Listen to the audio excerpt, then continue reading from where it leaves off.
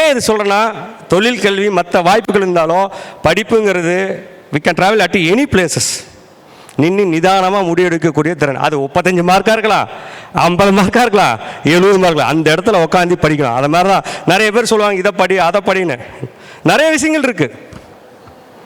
நான் இந்த கோர்ஸ் படித்தா வேலை கிடைக்குமா, எனக்கு ஸ்காலர்ஷிப் கிடைக்குமா, ஃப்ரீ சீட் கிடைக்குமா, இதெல்லாம் எனக்கு கஷ்டமாக இருக்குது. அவங்க பேசலாம் பார்த்தா எனக்கு கஷ்டம்.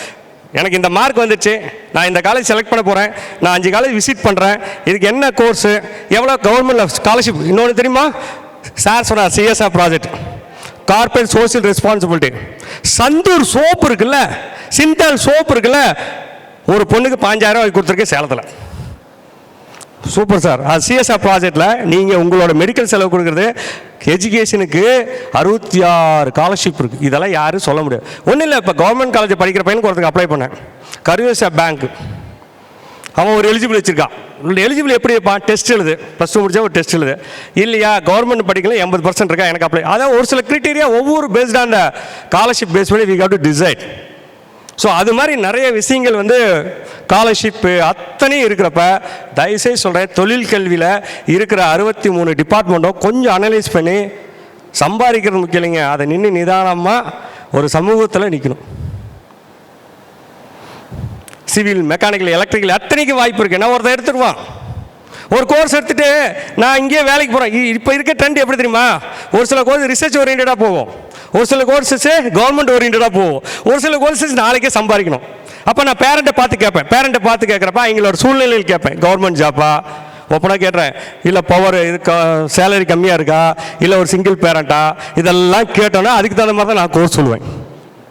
இல்லை நான் ரிசர்ச் படிக்கிறேன், நிறைய பேர் சொல்லுவோம், ஒரு சில கோர்ஸஸ் சொல்லுவோம், கேட்டால் புது பேராக இருக்குங்கிறான். எனக்கு கஷ்டமாக போச்சு. அது ஏன்னா 1950லேயே மெஷின் இமேஜின் பண்ணுமான்னு அப்பயே ஆலன் டியூரிங் சொல்லிட்டார். 1965 கான்ஃபரன்ஸ் கொடுத்தாங்க ஏஐ பற்றி. அதுக்கப்புறம் 20ல் மாற்றினாங்க. அவ்வளோதான் வித்தியாசம். வளர எந்த ஒரு டெக்னாலஜியுமே சப்போர்ட்டிவாக இருக்கும் இல்லையா, அதை லேர்ன் பண்ணால் போதும். பட் ஃபண்டமெண்டல் மாற்றவே முடியாது. இதில் எல்லா கோர்ஸஸும் உங்களுக்கு ரிசர்ச் ஓரியன்டாக போனால் பயோடெக் எடு, food technology, Biotech research oriented. நான் அதை எடுத்துகிட்டு எங்கள் அப்பாவுக்கு வசதி இல்லை, 5வது வருஷமே வேலைக்கு போகணுன்னா சத்தியமாக நான் சொல்கிறேன், அதுக்கு தகுந்த மாதிரி ஸ்கில்ஸ் இருக்கணும். பேப்பர் 4 கான்ஃபரன்ஸ் போட்டிருக்கணும், எல்லாம் இருக்கணும் பயோடெக். இல்லை எனக்கு வசதி இல்லை, நான் எங்கிட்ட ஸ்கில்ஸ் இருக்குது, செல்ஃப் சால்விங் ஸ்கில்ஸ், அதாவது சொந்த சுய மேலாண்மை. ஆனால் இன்றைக்கி இருக்க ஜென்ரேஷன் என்ன பண்ணுறான், கையில் இருக்குது, அவனை யூஸ்ஃபுல், அவனை நான் குறை சொல்ல. இன்னொன்று தெரியுங்களா, இந்த மொபைல் கண்டுபிடிச்சதுன்னு சொல்லிட்டு போயிருக்கார், இதை உலகத்தை ஆளுன்னு நினச்சேன், ஆனால் இன்றைக்கி இந்த உலகம் தவறாக எண்ணத்தில் போயிட்டு சொல்லி மனநொந்து போய் இறந்துட்டார். டெக்னாலஜி இருக்குது, பாசிட்டிவ் நெகட்டிவ். ஏன்னா உலகத்தில் ஒவ்வொரு மனிதனுக்கும் உணர்வுகளும் உணர்ச்சிகளும் பலமும் பலவீனமும் இருக்குது. அந்த உணர்வுகளும் உணர்ச்சிகளை கட்டுப்படுத்தக்கூடிய மிகச்சிறந்த ஒரு ஆயுதம் கல்வி மட்டுமே, வேறு யாரும் கிடையாது. ஏன்னா படிக்கப்படி தான் இந்த மூளை என்ன ஆகும், பிரெயின் அப்படியே ஷார்ப் ஆகும். அந்த இடத்துல தொழில் கல்வி இருக்கணும். ஏன் டைட்டானிக் அடிச்சது, டைட்டானிக் கப்பல் ஏன் விழுந்தது, ஒரே ஒரு ஐஸ்பர்க்கு ஒரு 3 சென்டிமீட்டர் தான் அந்த ஐஸ்பர்க் போய் டைட்டானிக் கப்பல் சாஞ்சது இல்லையா, அதில் மோதினால 3 இன்ச்சு இல்லை, ஒரு 7 சென்டிமீட்டர் இருக்கிற ஒரு காற்ற பின்னு இருக்கு இல்லையா, அதை நகர்ந்ததால் தான் இவ்வளோ பிரச்சனை. மேன் பவரில் என்ன இருந்தாலும் அடியில் அந்த ஒரு சின்ன ஒரு காற்று பின்னு. நாம் சொல்கிறோம் டைட்டானிக் புயல் அடிச்சிச்சு இல்லை, சின்னது. ஏன் இதெல்லாம் சொல்ல, அவ்வளோ technical, we are a professional. என்ஜினியரிங்க்கு அத்தனை வாய்ப்புகள் இருக்குது. நிறைய பேர் சொல்லுவாங்க, நான் இன்ஜினியரிங் படிச்சிட்டேன், நான் கவர்மெண்ட் வேலைக்கு போகிறேன். நிறைய பேர் பார்ப்பேன், ஏன்னா நிறைய பேர் சொல்கிறது பார்த்தா நான் கேட்குற கேள்வி என்ன தெரியுமா, நான் +2 முடிச்சிட்டேன், நான் இந்த காலேஜ் போகிறேன். எனக்கு பொத கேள்வி என்ன தெரியுமா, ஸ்கூல் லைஃப்பில் என்ன நினச்சேன். 1லேருந்து 3 வரைக்கும் நம்ம தாத்தா பாட்டி டாக்டருக்கு படிக்கிற, டாக்டர் பண்ணி ஊரே கூட்டிகிட்டு போயிருப்பார். அதில் வேறு திருவிழா கூட்டத்தில் போய் அந்த பொம்மையெல்லாம் இன்னும் வாங்கி கொடுத்துட்டு, டெலஸ்கோப் தான் ஃபஸ்ட்டு வாங்கி கொடுக்குறோம். அம்மாக்களும் அண்ணாக்களும் தாத்தாக்களும் எல்லாம் அதை தான் போய் பார்க்குறோம். இந்த 5வது வந்தவுடனே இன்ஜினியரிங் படிக்கிறோம்போ இதெல்லாம் கேட்பேன். +2 வந்தோன்னே என்ன படிக்கிறேன், ஏதோ ஒன்று படிக்கலாம், இப்போ தான் +2 எக்ஸாம் முடிச்சிடலாமாங்க. இந்த +2க்கு அப்புறம் ஏதோ ஒரு காலேஜ் போனால் ஜாலியாக இருக்கலாம். எனக்கு கஷ்டமாக இருக்குது, என்னடா ஜாலியாக இருக்கலாம், பாரு 4 வருஷம் கழிச்சு அதெல்லாம் அப்புறம் பார்த்துக்கலாம். என்கிட்ட கவுன்சிலிங் வரீங்க நிறைய பேர் ஃபீல் பண்ணுவாங்க. அப்பாவோட வந்தால் அப்படியே பொண்ணு என்ன பார்க்கும், பையனையும் இவ்வளோ நாள் வீட்டுக்குள்ளே இருந்தேன், இந்த ஆள் எங்கே கொண்டு போய் சேர்த்த போகிறான்னு தெரில, எனக்கு கஷ்டமாகும். அதனால தான் பேரண்ட் 2 பேரும் உட்கார வச்சு பேசி எல்லாத்தையும் முடிவு பண்ணுன்னு சொல்கிறது. ஆனால் இன்றைக்கி என்ன நினைக்கிறோம், ஆஸ் எ பேரண்ட்டே ஒன்று கண்ணுங்கிறோம். அது சொல்கிறப்ப எங்களுக்கு எல்லாம் எனக்கு தெரியும். ஏன்னா இது சைக்காலஜிக்கல் தான், யாரும் மாறலிங்க. இன்றைக்கி யாரும் மேலே சுற்றுப்புற சூழ்நிலை மாற மாற டெக்னாலஜி மாற மாற நம்ம திங்க் பண்ணுறோம். ஸோ அதில் அத்தனை எக்ஸாம்ஸ் இருக்குது, காம்படிட்டிவ் எக்ஸாம்ஸ் கவர்மெண்ட் இன்ஜினியரிங்கில். தயவுசெய்து சொல்கிறேன், உங்களோட சைல்டு இப்போ 5வது இருந்தால் சரி 8வது இருந்தால் சரி எவ்வளோ செலவு பண்ணாலும் சரி ஒரு 5 எக்ஸாம் எழுத விடுங்க ப்ளீஸ். தயவுசெய்து எழுத விடுங்க. நாம் நினைக்கிறோம் 2000 ரூபா செலவாகுதுன்னு, ஆனால் எவ்வளோ வெயிட் தெரியுமா? நான் as a placement officer as ஹெச்ஆராக இருந்தேன் ஒரு காலேஜில். இன்றைக்கி அந்த அனுபவம் ஒரு கல்லூரி வளர்கிறதுக்கு யூஸ் ஆகிட்டு இருக்குது. நிறைய பேர் சொல்லுவாங்க நீங்களாம் 40 வயசு, நிறைய பேர் சொல்லுவாங்க என்ன சார் நீங்களாம் என்ன சார், எல்லா வீட்லேயும் இருக்கிறதா சைக்காலஜிக்கல். 40 வயசுக்கு அப்புறம் நீங்கள் குழந்தைங்கள பார்க்குறப்ப நாம் இல்லாத காலத்துக்கு பையன் என்ன பண்ணுவான்னு அப்பா பார்ப்பார், அம்மா சமையல் ரூம் கத்தும், பெரியவங்க என்ன பண்ணுவான் நாம் இல்லாததுக்கு பையன் என்ன பண்ணுவோம் அங்கே ஒரு ஐயோ பையனை டிஸ்டர்ப் பண்ணால் அது ஒரு ட்ராக்கில் போகும். எல்லாம் இஸ் சைக்காலஜிக்கல். ஏன்னா மனசு தான் காரணம். மனசு நிதானமாக முடிவெடுக்கக்கூடிய திறன் கல்வி மட்டுமே. அதில் தொழில் கல்வி அத்தனை வாய்ப்புகளும் இருக்குது. ஒரு குறிப்பிட்ட ஒரு 45 வயசு எவ்வளோ பேர் ஒர்க் பண்ணி உலகத்தில் எங்கே வேணால் ட்ராவல் பண்ணலாம்.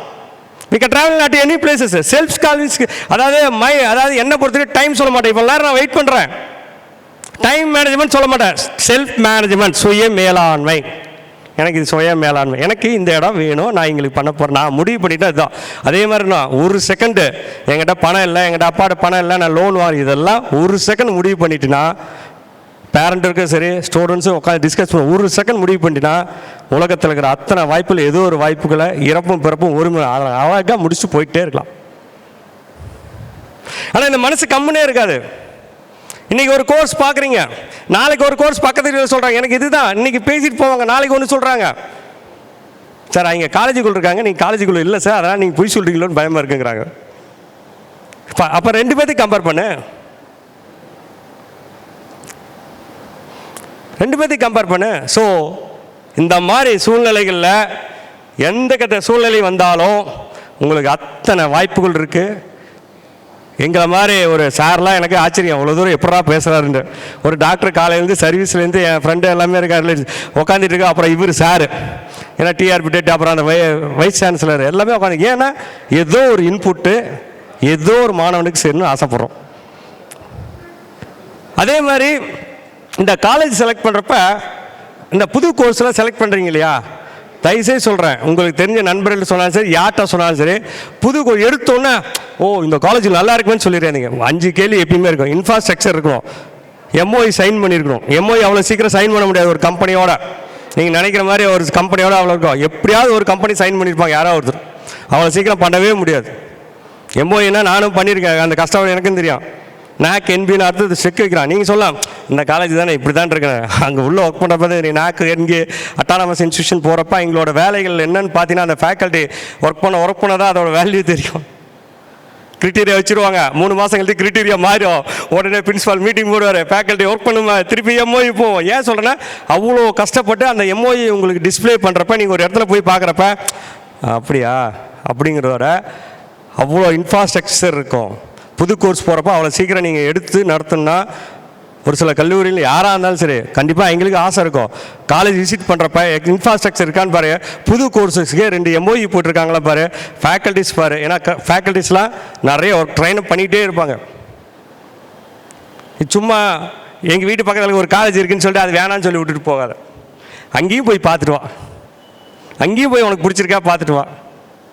அதே மாதிரி இந்தியன் இன்ஸ்டியூட் ஆஃப் ஹேண்ட்லூம் டெக்னாலஜின்னு ஒன்று இருக்குது நம்ம ஊரில். ஜம்மு காஷ்மீர் பையன் இங்கே படிக்கலாம், நாம் படிக்கலாம். கஷ்டப்பட்டு போன வருஷம் ஒன்று கவுன்சிலிங் எடுத்து கொடுத்தேன், கிளம்பிட்டான்.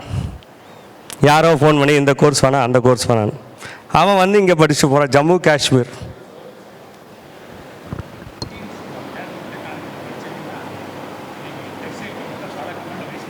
ஆமாம் சார் இருக்காங்க. இப்போ என் ஃப்ரெண்டு இருக்கான் மும்பையில், அவ்வளோ இந்தியன் நம்ம வீட்டு பக்கத்தில் இருக்கிறதே தெரியல. இந்தியன் ஹேண்ட்லூம் டெக்னாலஜி 160 கட்டாப்புக்கே கிடைக்கும். அவ்வளோ பேர் இருக்காங்க. ஏன்னா வாய்ப்புகள்லாம் இருக்குது, எந்த கோர்ஸ் எடுத்தாலும் வாய்ப்பு இருக்குது. அது ரிசர்ச் ஓரியன்டாக இருக்கலாம், என்ன கொஞ்சம் தள்ளி போ. ரிசர்ச்னா இன்னும் கொஞ்சம் படிக்கணும், நிறைய ரிசர்ச் பண்ணுறப்ப பேப்பர் பப்ளிஷ் பண்ணுறப்ப அதுக்கப்புறம் தான் சேலரிலாம் ரிவைஸ் ஆகும். எல்லா இடத்துலையும் சேலரி இருக்குது சார். ஃபுட் டெக்னாலஜிஸ் இருக்குது, இதில் நிறைய அந்த எக்ஸாம்ஸ் இருக்குல்ல, ஐசன்னு ஒன்று இருக்குது, Indian institute of science and education research இருக்குது. எனக்கு கஷ்டமாக போச்சு, ஈரோடு எக்ஸ்போ போகிறப்ப ஒரு சயின்டிஸ்ட் உட்காந்துட்டு நோட்டீஸ் கொடுத்துட்ருக்கார். எனக்கு கஷ்டமாக போச்சு சார், நீடு ஐசர் அப்படின்னு. நீடு ஐசர்னா சார் நீங்களே தெரிஞ்சுக்கிட்டீங்க, நாங்கள் ப்ரொமோட் பண்ணுறதுக்காக வந்திருக்கோம். நம்ம ஊரில் ஒரு பையன் அப்ளை பண்ணாங்க. எனக்கு நைட்டு 11 மணிக்கு கூப்பிட்டாங்க. மார்க் எடுத்துட்டா. Indian institute of science and Education ரிசர்ச்னு ஒன்று இருக்குது, ஐசன் இருக்குது டிஸ்பிளேல. தயவுசெய்து அதெல்லாம் கிடைச்சல 200 மார்க் கிடைச்சா ஒரு பிஎஸ்எம்எஸ் லைஃப் செட்டில்டு. அந்த பையன் என்ன பண்ணியிருக்கா, ஜெயிச்சிட்டான். நம்பூர்கார பையன் தான், சிபிஎஸ்சி ஜெயிச்சிட்டான். மார்க்கு பண்ணுற மிஸ்டேக் பற்றி இப்போ கவுன்சிலிங்கில் பார்த்து பண்ணுங்க. இந்த டேட்டாஸ் கொடுக்குறப்ப எல்லா இடத்துலையும் செக் பண்ணி கொடுங்க. அந்த பையன் என்ன பண்ணிட்டான், ரியல் மார்க் ஸ்கோர் பண்ணிட்டான். அதை அப்லோட் பண்ணோம். 10th mark sheet 12th mark sheet apply பண்ணிட்டான். Reject sir. லீகல் அட்வைஸ் வச்சு